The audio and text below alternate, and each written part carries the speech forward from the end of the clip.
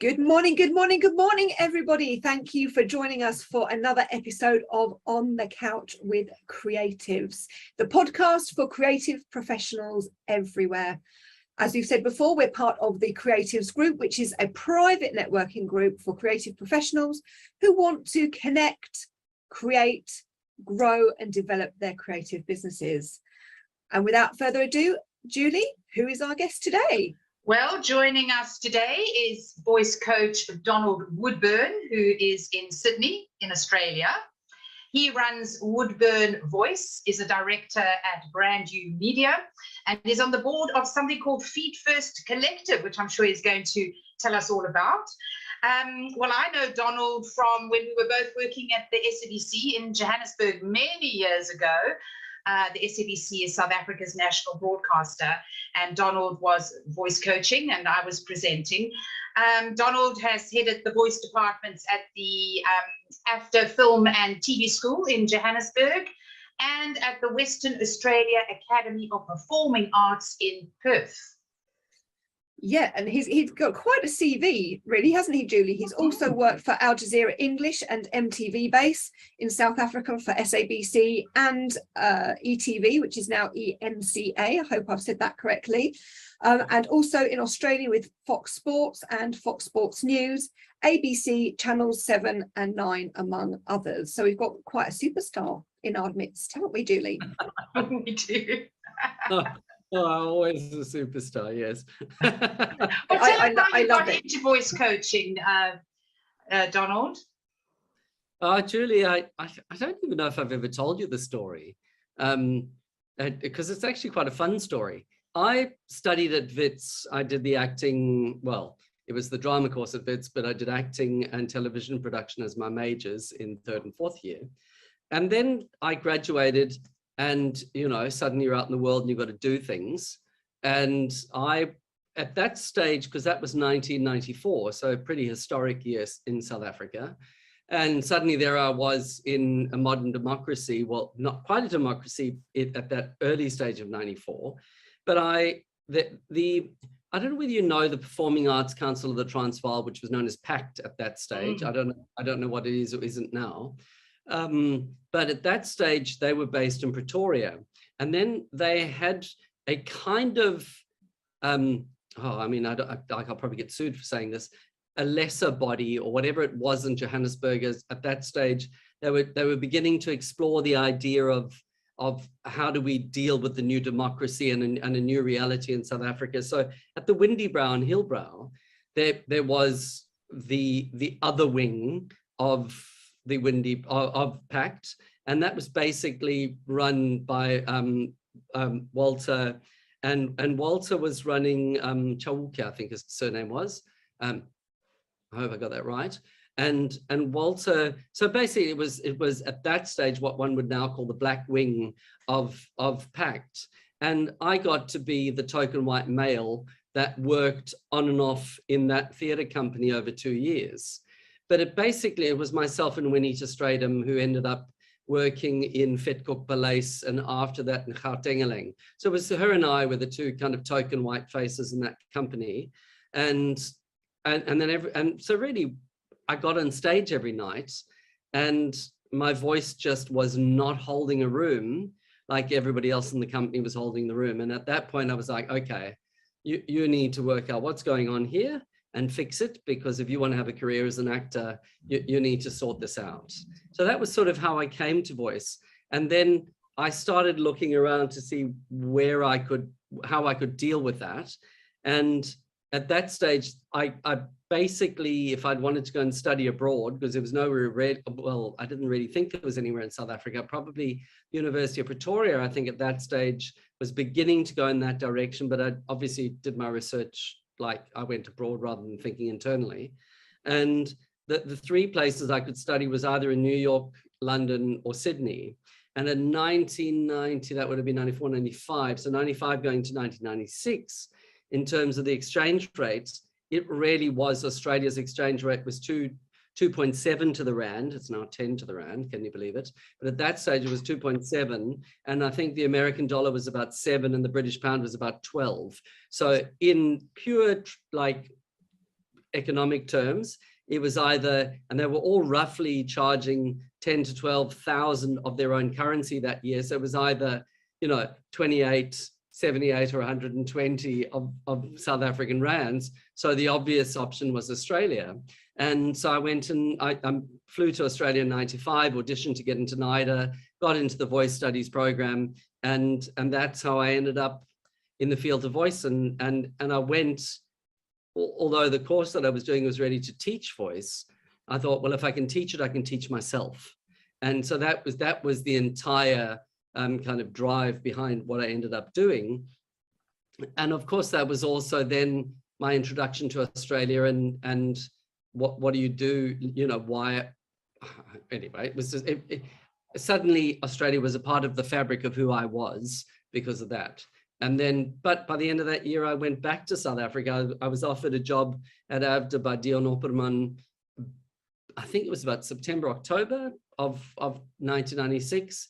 And so I was back in South Africa teaching in 1997, and AFDA was right next door to the SABC. And so that became the kind of, I basically bounced between the two buildings pretty much from pretty early on in 1997. Fantastic.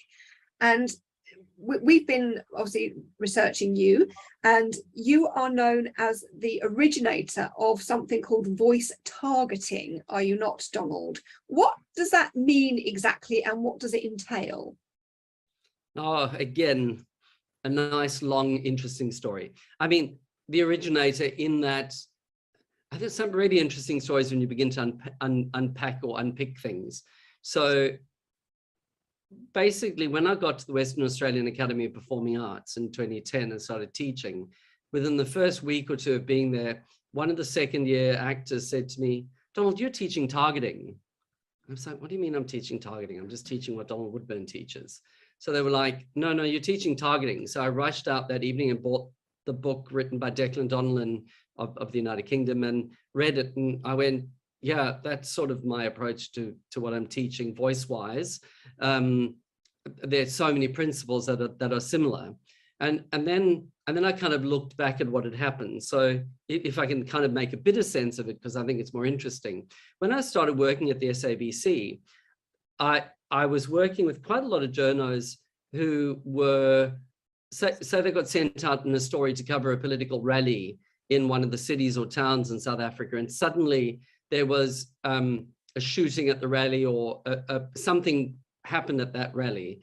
There'd be, right in those days, that would have been 97, 98, 99, there were live crossings. And that was early on, Julie, you'll probably remember that. Like that would have been when live crossings really started to happen, because everyone suddenly had mobile phones or cell phones, whatever you call them. And so there were these people telling stories live that were genuinely exciting. And that would be at, say, 11 or 12 in the morning. And then the news would go out, and the SABC went from an 8 p.m. to a 7 p.m. primary bulletin, somewhere around at that period of time. But the package that went out that night from that journalist would then go out at 7 or 8 p.m. And almost inevitably, their voices would not sound as exciting or dynamic as they did during the live crossings. So I started literally going, it would have been 97, because I began teaching that into the acting course pretty quickly after realizing what was going on. I went, what's actually happening here? And I analyzed what was happening in the live crossings, and I wrote down like 20, 30, 40 lines, whatever, of what I thought was going on with the human voice. And then I listened to the package and I wrote down everything that I could list underneath what I thought was going on with the human voice in the package. So in other words, sitting in a voice booth doing the recording. And I was like, what's different? What's this voice doing? What's it referring to? Who's this person talking to? Who do they perceive the audience to be? So I just started unpacking it on every single level. And so to come back to your question, what's vocal targeting? I started going, oh, okay. Like, I need to break this down for the person I'm training to go, in this moment, the person you are talking to, and this is way back in 1997, the person you're talking to is your vocal target. And the thing you are talking about is your vocal reference. So, and we constantly move the voice between the vocal reference and the vocal target, or the vocal target and the vocal reference, because we're trying to show the person we're talking to, we're engaging the person we're talking to with the thing that we're talking about. So the voice, almost like a laser pointer for me, moves continuously between those 2 points in real life. So if you go into a studio and you're sitting with walls and nothing's giving you any information, and what's in front of you is what you're reading, your voice is going left, right, left, right, left, right, left, right, not terribly interesting. If you're out in the field talking about a bullet that's been shot over there and someone, the ambulance is over here, the voice is suddenly 10 times more interesting because it's referencing the real world rather than referencing the page in front of you. So really the fundamentals of my work began in terms of unpicking what that was about and saying to someone, when you go into that studio and you start recording your voice, I still need your voice to know where's the microphone, and the microphone represents an ear. Who are you talking to and what are you talking about? And the voice must move continuously between those two things. And I was calling that vocal targeting, because I was going, this is your vocal target. What's your voice targeting in every moment? So then when I read Declan Donald's book, that would have been 2010, so 13 years after I was more or less teaching this, I read this book called Targeting the Actor and the Voice. Sorry, what was it called? The Actor and the Target. And there I am reading it going, yes, this, like, we're talking about the same thing. He's talking about it in acting terms. I'm talking about it in voice terms. So it was a big tick confirmation to me from a major director that what I was onto was worth really kind of digging down deeper and continuing my research into. So that's how I would describe vocal targeting. And in actual fact, interestingly, I think one of the things that I mean, this is slightly controversial, but controversial is always good. My whole life, having obviously studied acting, everyone always talks about iambic pentameter when it comes to Shakespeare, which is ba-boom, ba-boom, ba-boom, ba-boom, ba-boom. And I was like, well, really, isn't that just the voice going from the vocal target to the vocal reference to the vocal target to the vocal reference as we continuously move between those two things? So isn't that really the rhythm of speech rather than actually, I mean, obviously you can measure whether or not someone's getting that right in the rhythm of their writing or in the poet, in the poetry. But ultimately, I personally believe that that's a rhythm of speech related to the voice, and I call it the laser point of voice moving between the ear and the reference, the ear and the reference, the ear and the reference. And I think that leads to the rhythm of speech. So and surely voice coaching is different with actors as opposed to journalists, or is it the same technique that you use? Really, I don't think there's a difference between an actor or a politician, a journalist or a business person. At the end of the day, there's an audience. Let's flip that on its head, because one of the things that I teach quite extensively is the rules of listening. So we get born, we learn to speak from our parents and from our community around us. Our ears and our brains, the way our brains receive information is programmed by how we have listened over the years. So rather than the rules of speaking, I'm interested in what are the rules of listening. And in actual fact, so are the ratings, because as soon as someone stops listening because they're changing the channel or they've flicked off whatever it is they're watching, it's, in my opinion, obviously sometimes it's because the information's not interesting enough. But if you break the rules of speaking for long enough, the rules of listening for long enough with the way you are speaking, that listening ear starts going, what's in the washing machine?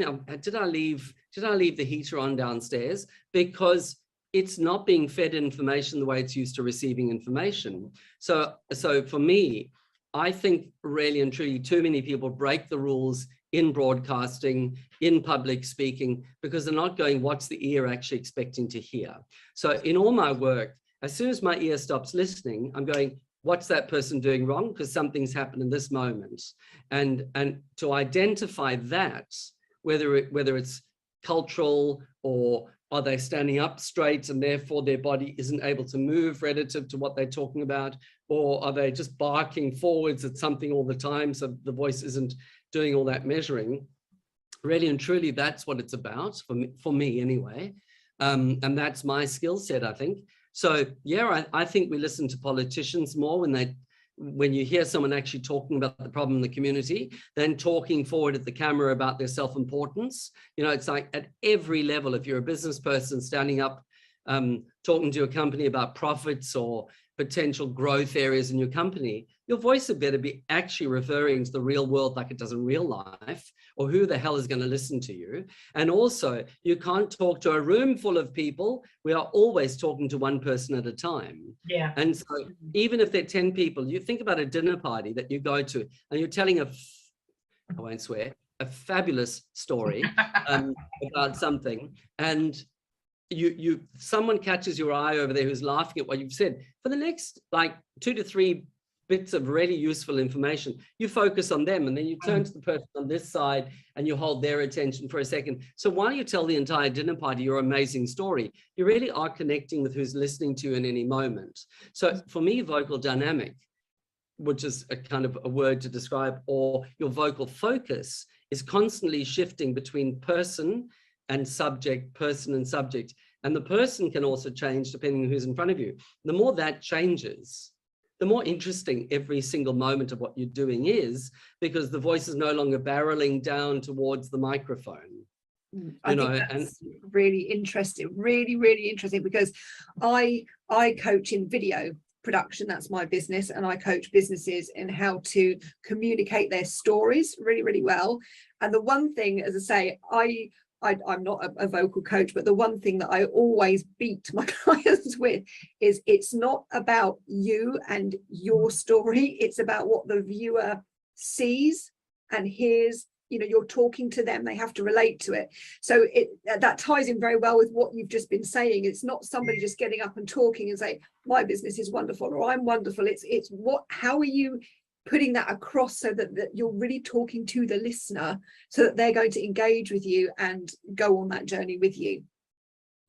And also acknowledging with your listener that what you're talking about is the same thing that they're thinking about, rather than imposing something on them, because none of us are stupid. I mean, we can all have various levels of intellectual capacity, but we've all lived on the planet. We all know what a rhino is. We all know what a hurricane is. We all know what, you know, we know what hail and sun are. So I don't need to be educated on that. Someone just needs to tell me about the fact that today was the hottest day in recorded history. And I go, yeah, no, I was outside, it was bloody awful, rather than being educated on what was going on. So there's this incredible thing about engaging with it's engaging with truth, really, at the end of the day, rather than engaging with marketing. And I think the more we engage with truth and the less we engage with marketing or selling. So to some extent, Julie, I think one of the major problems with news bulletins is always trying to sell me the news. Well, I'm going, well, if you're having to sell me the news, it's not newsworthy. Really and truly, if something is genuinely newsworthy, so if we go to something as like devastating or enormous, really, as the death of Diana, if you watched all those bulletins on that day, no one was selling that story. They were talking about that story. And in that moment, there's something, the tsunami, the Boxing Day tsunami, same thing. You didn't have to tell me about how shocking the wave was. The wave was shocking. So it's kind of living in relationship to your subject. So if you're having to amp it up, there's a problem. You're choosing the wrong subject. And but you do have to amp it up. If you say, for argument's sake, you're in the middle of a disaster area like you described, and you're excited and this is all happening around me, and then you go back to the studio and you put a package together, and you literally in a sound booth with a microphone, you do have to amp it up to keep that same level of energy in the voice going through the package. My question is, do you have to amp it up, or do you have to actually deal with the truth of it? So if somebody talks to me about 1994 in South Africa, I don't have to amp it up. I just have to remember what that entire experience was like. That period from 1990 to 1994 continues to define me as a human being, because there was a moment in my life where I went, it was the realization of what was wrong with, I mean, obviously I'd realized before that, but I was only 18 in 1990. So to grow up and to turn into an adult and to kind of encounter the truth of my history and where I was living, that none of that was small or insignificant. So if I talk about it, all I need to actually do is talk about the genuine value of that issue. If I have to tell people the value of that issue, it kind of diminishes it rather than me standing or living in it. So do you amp it up, or do you just take yourself back? Well, maybe amping it up is the wrong word there, because that sounds as though you artificially have to put some energy into your voice. So obviously with this vocal targeting, you need to bring your emotion out naturally. Well, I think if you read Declan Donald's book, what he's saying is, if you're talking about the right thing, you naturally have that response to what you're talking about. So if you choose the thing that genuinely stimulates you, you think about any story. Julie, I mean, I don't know things like all the things that have happened in your life, but if you're chased by an elephant while you're out walking in the Kruger National Park, you retell people that story. It doesn't matter whether it's 1 year, 5 years. But they don't believe me.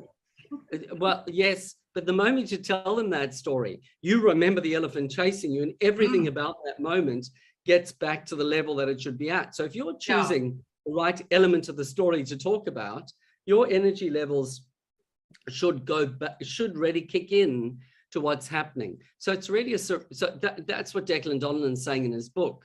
I mean, he's saying 100 things in his book, so let me not diminish what he's saying. But at the crux of what it is that really it's not how we feel, it's how we respond to the real world. And that was what struck me working with journalists. When they're out there and someone is shooting at them, and they have to hide underneath a car so that they get shot by a sniper or whatever, and they live on television saying someone's shooting in our car right now, they don't need to pretend that's exciting. If they talk about that a year later and go, it was the most terrifying day of my life, being underneath that car being shot at. If they say that without energy in their voice, they probably need to see a therapist, because they've missed that they are no longer talking about the full value of what it is that's happening to them. So for me, it's about surrendering as a person to the things in the world that matter to you. And the more you surrender to that, the more there is a vocal dynamic, and the more that your voice is then not you just surrender to what you're talking about, but your voice is also talking about the subject matter and to the person you're talking to. So really there's this three-way relationship between you, the person you're talking to, and the subject matter continuously operating. There's this extraordinary vocal dynamic that comes into it. And I think if we take a look at what's happened in news over the years, I mean, I remember when CNN was as bold as to kind of, they decided to do a hologram. They laid everything out on the stage so that in the studio, so you could walk into it and there were tanks and that basically we're talking about war zones in a very real way. I thought it was, from a vocal point of view, a really useful thing, because it got the person talking about stuff dynamically. Obviously, everyone was saying, how dare you reduce the loss of human life to this tiny little layout that you've got in your set here. But the fundamental idea of that was not in and of itself problematic. And then I think they, if I'm not mistaken, I stand to be corrected, but they then started using holograms on stage, on the set, while they were talking about it. Something would appear and they'd talk about it was like it was right there. And again, people were a little bit upset about that because it was kind of diminishing it. Well, personally, I think that made it, put them into relationship with it. And that's the big issue in the news world, is between the idea of being objective, which is a lie because there's no such thing, and so all you can be is incredibly well researched and honest about your understanding of it. But if you're talking about your understanding of it, it is in and of itself subjective, because it is your understanding of it. So I think there's that kind of issue that plays itself out in the news realm, which is around, am I presenting the truth, because there is no such thing as one truth, and whose truth is it anyway? And so there's all those issues at play. But I think when it becomes about the situation, the objects, that's who I'm talking to, that starts to create all sorts of vocal dynamics that are really profound and exciting. And when you watch people, like you'll see it with a politician who finds themselves in trouble. They suddenly start, like, they get more interesting in interviews, or a politician who's absolutely like smashed something brilliantly and they're talking about it. That confidence and the truth of what they're talking about is more exciting. But as soon as you hear them doing spin, you go, yeah, you're no longer talking about the real world. You're trotting out something that someone at the office told you to say. And so the vocal referencing gets really boring, because it's actually telling me about Joe Bloggs back there who told me to say this, rather than what you're actually talking about. Yeah. So do you also coach businessmen and politicians, not just actors and journalists? I do. I work across all those areas, and I find them, in actual fact, Julie, I find it really exciting, because if you just work in the acting realm all the time, you just meet one kind of personality type. I mean, that sounds terrible. You meet someone with a particular passion. And when you meet a journalist, they've got a different kind of passion. Something else drives them. They have a different, so for me, working in those different realms is exciting, because when the person walks into the room, they bring something different into the room. So for me, same material, different context. And and so I get an enormous buzz. I get an enormous buzz out of doing that. And that's really, so the more variety I can work with, the more excited I get. But yes, I do. And when I'm working with them, it's really about, who are you? What are you about? Who you're talking to? And what are you talking about? If it's about what's written on the page, we're in trouble. If it's about what's happening in the world, we're moving somewhere. We're starting to get it right. That's the thing I was just going to say, is it's that human connection, isn't it? It's the connection with emotion. If you're talking about something that you care about, or you're passionate about, or you are connected to, then it's going to have a very, very different impact than, you say, just trying to be rehearsed and reading something from a sheet that somebody's told you to say, that actually you're saying it because you have to, rather than feeling that thing. And even on the feeling that thing, I would take it to knowing that thing, because if you know it, you're acknowledging the mental kind of awareness of it. You sort of know it physically, you know what its relationship to your body is, you know it emotionally. So for me, the more you know what you're talking about, the more connected you are to all those aspects, the more you acknowledge the room you're in, so you know your crowd, that the easier it is to play your crowd. So in many instances, it's about knowing. So it's about your truth, but that truth is multifaceted rather than one-dimensional. And that, so I mean, going back to some of the things I've said about myself, I see myself as the anti-voice coach rather than the voice coach, because really I don't focus on the voice per se. My ear is good with the voice, my understanding of the voice is good, but if you fix all those other things around the voice, usually the voice begins to come out anyway. So there's an enormous sense of, I up the ante in terms of what I expect you to do, but I'm not expecting you to do it vocally. I'm actually expecting you to do it in terms of communication and relationship and all those things, which is much more interesting for me, you know, and each of us leans one way or another. Some of us are all about the story. Some of us are all about the audience. Some of us are all about ourselves. And if it's all about you, then we need to make that interesting, because if I ask you to make it about the other thing, that's not going to fit your personality type anymore. That's going to disconnect you from your voice. So it's also about that variety of what's actually going on in the communication moment, and serving every client that you work with. It's sussing them out and making sure that you really are giving us a bespoke bit of training to the person that you're talking to, which I suppose in some ways, Julie, if I take you back to when I started working at the SABC, I mean, I won't say a particular person's name, but one of the journos that I was working with, he was, you know, he kept kind of, whenever he was an African language speaker, and every time he shifted to English, his voice went right up in pitch, and he started doing something really weird, speaking English, that he wasn't doing when I heard him speaking to his colleagues in his language area. And I was like, okay, what's he doing? And at one point I just went, you know, who's your audience? And just shifting who he was talking to, who he perceived to be on the other side of the television. And all of those things went click, click, click, click, click. And that had nothing to do with his body. It had to do just to do with who's listening. And in every single instance, there's an incredibly potent space to investigate. So it's everything. It's like your subject matter, your audience, yourself, the context, potency, all those things are having such a gigantic impact on every single moment. And the more you engage with that, the kind of bigger and bolder that gets, really. Well, you obviously have a very different take on voice coaching, and you're writing a book about it, right? Well, 300 pages so far, Julie. However, what I teach people about the voice, which is how to get themselves out the way, is what someone needs to teach me when I'm writing.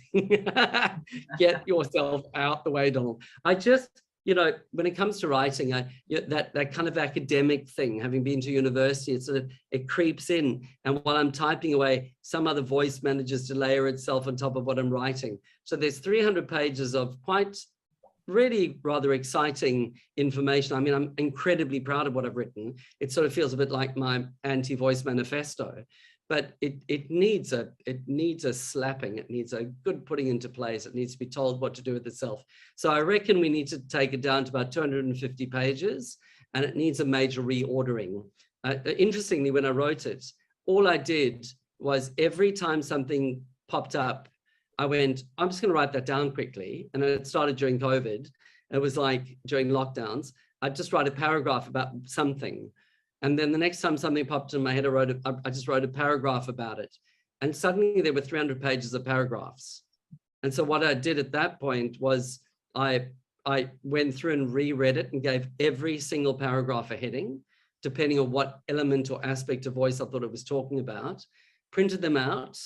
And then we went to the manual, because my brain still likes to work with real things rather than the digital world, cut every paragraph out into its own little paragraph, and then put them all in a pile and pick them up one by one and put them into various piles. I was staying with friends who looked after me through COVID. They invited me up into the foothills of the Blue Mountains, and they were on a beautiful small holding, and I had access to a pool table, and I just laid it all out on this pool table.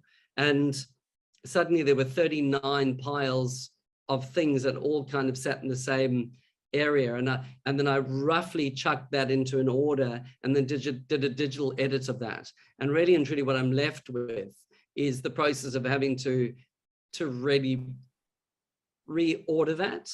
And then once I've reordered it, to go through it with a slasher and take out anything that really is repetitive, and to re-explain in areas where I've just spoken like everyone should know what I'm talking about, and to kind of detail that out a little bit more. So I've got to probably chop back about, as I said, about 40 pages, and maybe add about 10 in terms of expanding on some of the ideas. But yeah, there's some interesting stuff in there. So this is obviously for adults, and it's about your area of business, but you've also created some children's books as well, haven't you? So can you tell us a bit about that? Because that's obviously going to be very different writing for children as opposed to writing for adults. What are your children's books about? Again, a really intriguing discovery in my life. Judy was probably at a party I went to. It was a friend of ours who's unfortunately no longer with us. And I was at her 50th birthday, and I ended up having a dreadful argument with somebody who was a foreigner who had moved to South Africa from Europe. And they were talking about people changing their voices to fit in. And I remember losing my cool. And I went home that night afterwards, and my brain was just like firing on all cylinders. It was furious. I was like, how am I going to get people to realize that we actually already have a voice? We don't have to conform to somebody else's notion of how we should sound. And I got up the next day, and I am a mad king gardener. I haven't had a garden since I got to Australia 13 years ago, but I'm passionate gardener. And I went out into my garden the next day, and I was working on it and pruning and cutting and chopping and taking all my frustration out on it.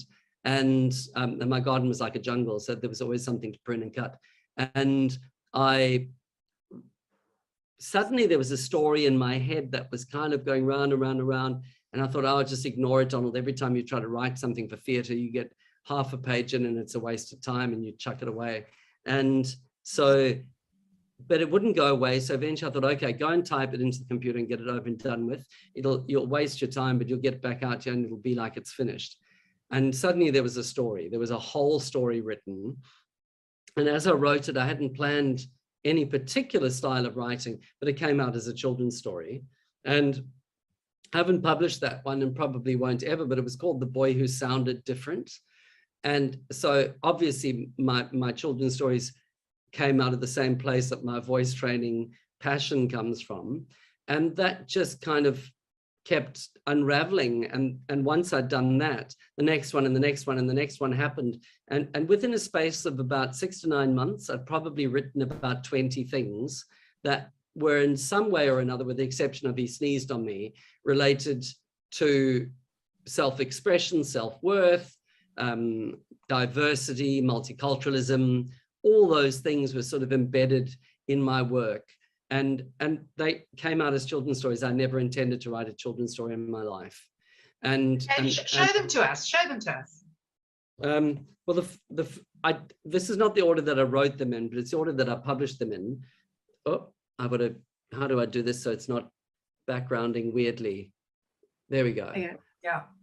This one's called All the People of the World, which was the first one that I published, which was really about a diversity in just accept, pretty much based on my visual aesthetic on that was to go and look at all the street art in South Africa and go, what does South Africa look like through the eyes through the eyes of the people that live here? And that was what emerged. Then that resulted in, how do I get this to not blur? Hold it against your body, because you're pushing it up into the blurred area. Oh, there we go. Tandy counts to 10, which is basically a little counting story. My mother challenged me to write a counting story. She said, oh, it's all good and well that you can write what you feel, but could you do something if somebody made you do it? So I was like, well, tell me what to do. She said, write a counting story. And so Tandy Counts to 10 was born. And I think, again, just to put it in perspective, I mean, I just love that. That's Tandy's mother and father. So very much a 1995 child, which, is all about diversity and multiculturalism. And so that was that. Then after that, I was like, okay, enough of the politics, Donald, let's do something interesting. I mean, as an outside of the realm of day-to-day life in South Africa, which is always inherently political, which then became He Sneezed on Me, which I wrote. And this is all about snot, right? All about snot from beginning to end. Bodily fluids flying everywhere. Well, basically, yes, let's keep it to snot. And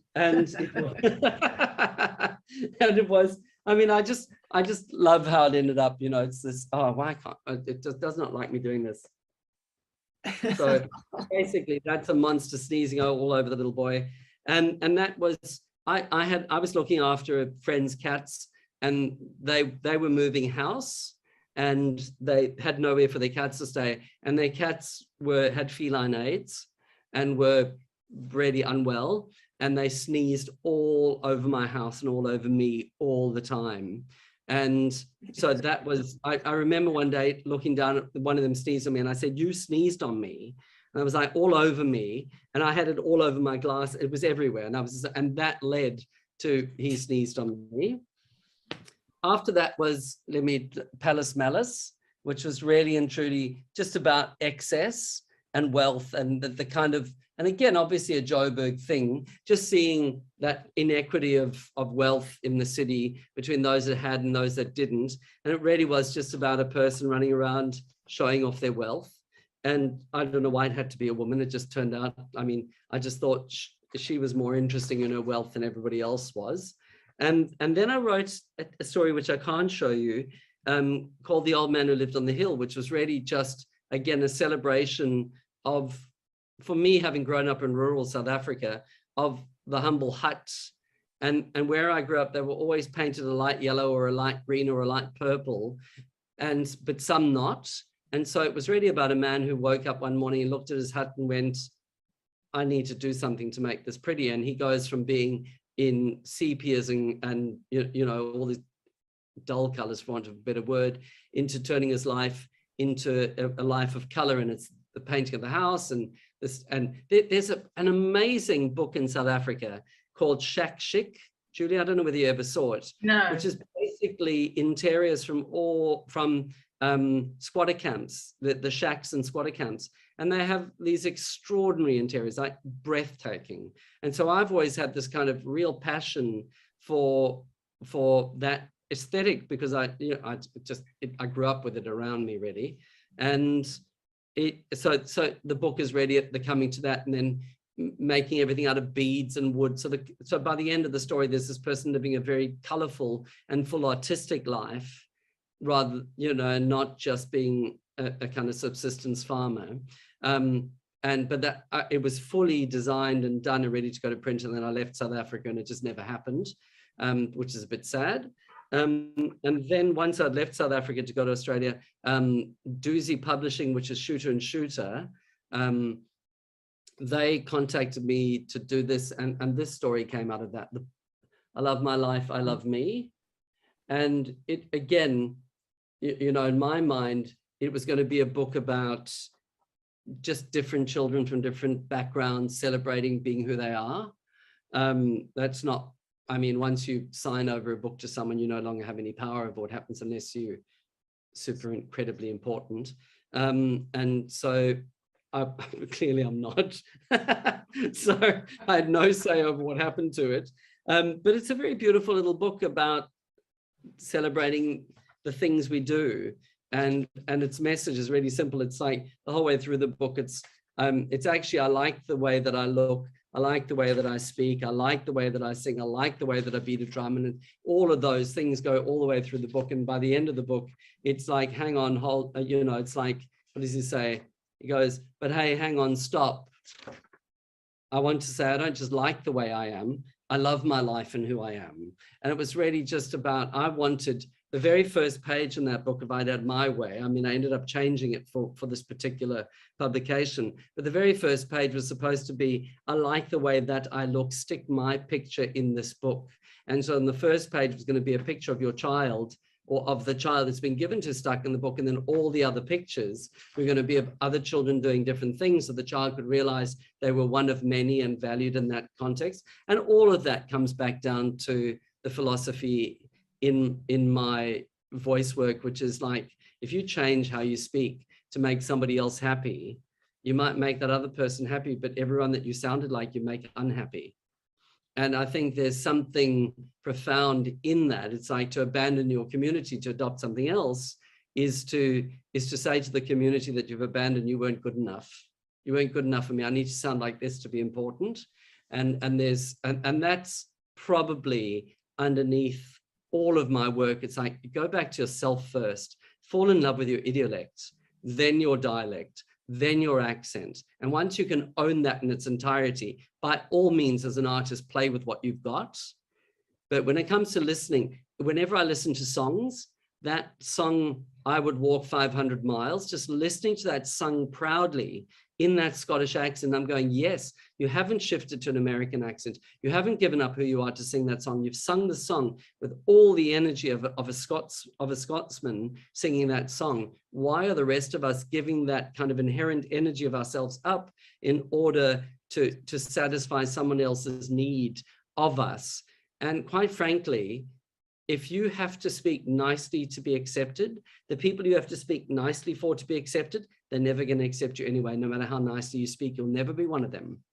That they'll give you a tick, but you're not going to be invited. Oh, I was going to ask you about your top tips. Yeah, go ahead.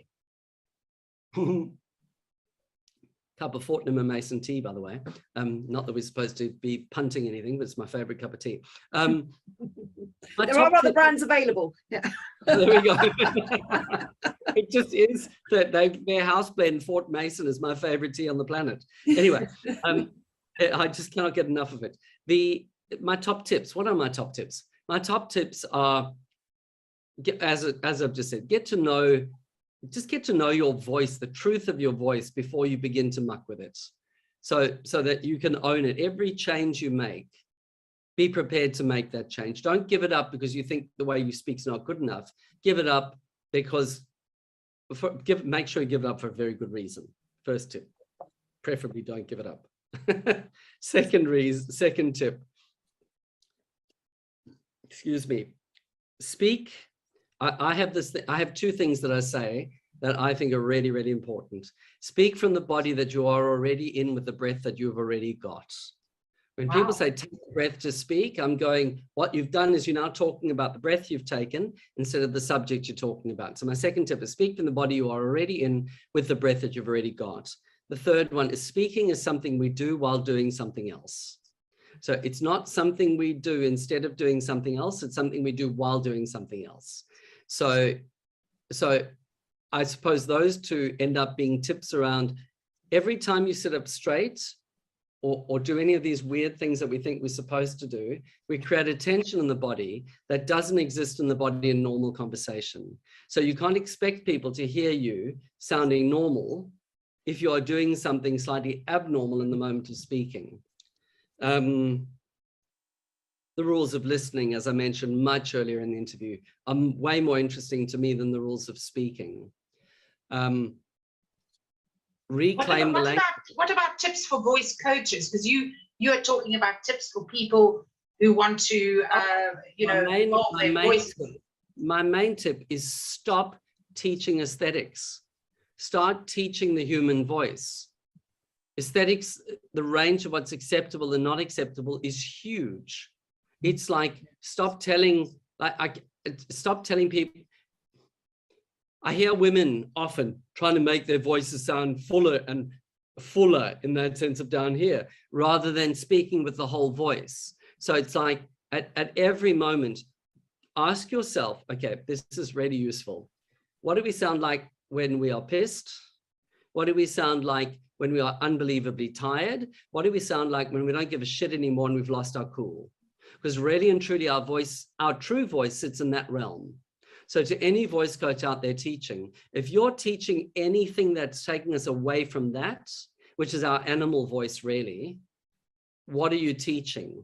Because all you're doing, every single bit that you take us away from that place, you are taking us away from sounding like us.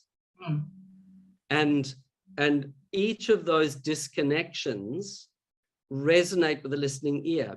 Julie, you phone your best friend and they go, hey, Julie, how are you? And you go, yeah, no, I'm really well. They go, what's wrong, Julie? Because you're lying about something and they know it that quickly. Don't teach people to lie.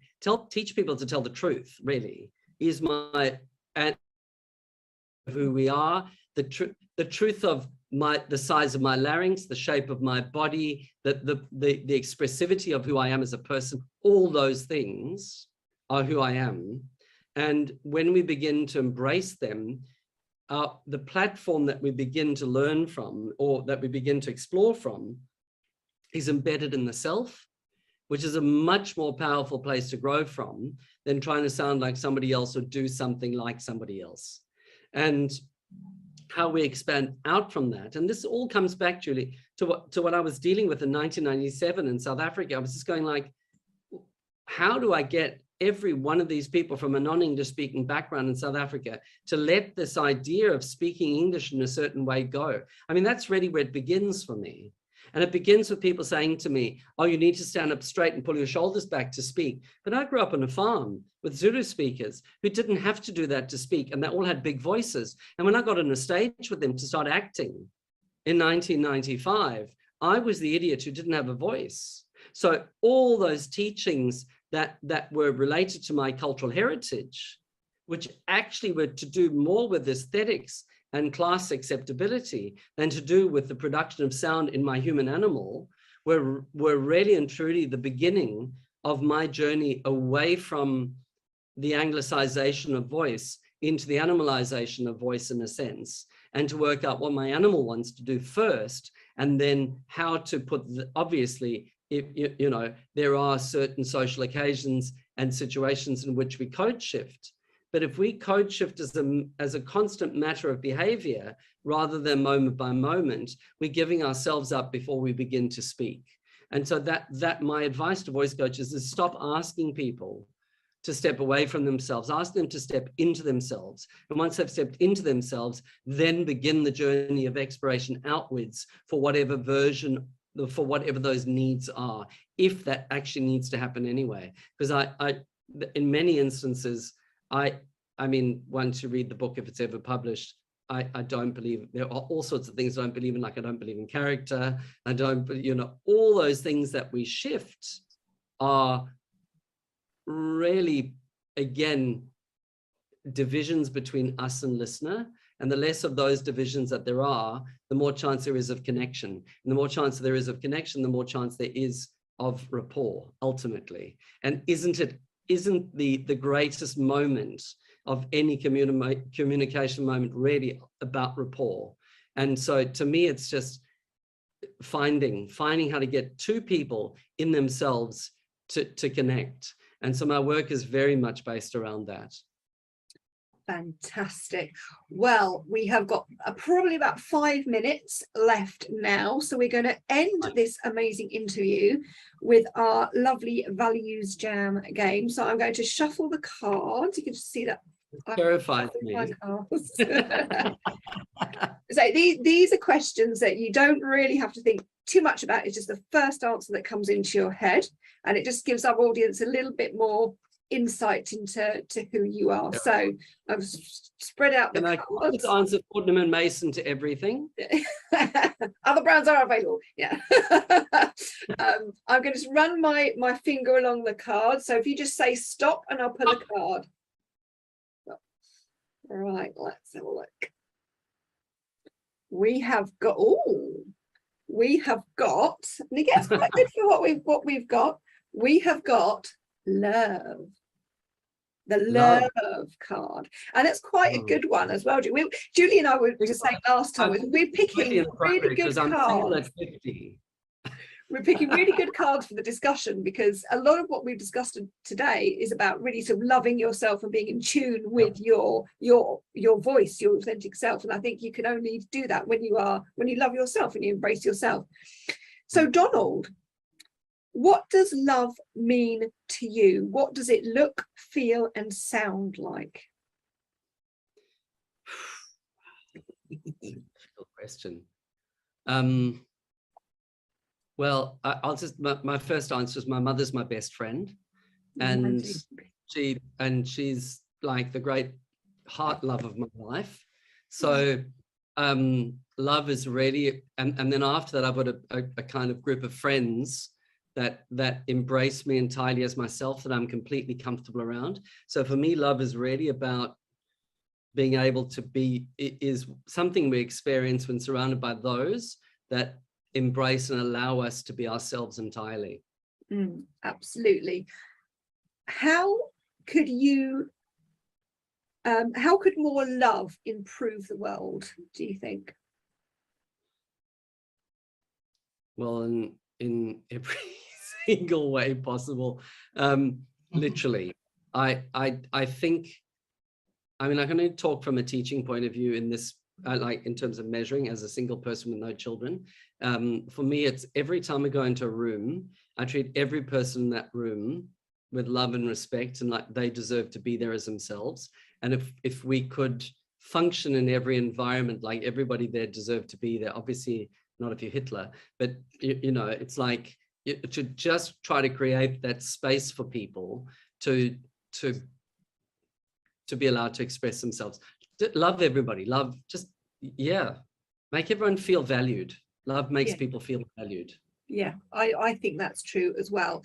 And that really is all we have time for. So it just remains for me to say that we have loved having you on the couch with us today. It's been an absolute delight and a joy, and so thoroughly interesting.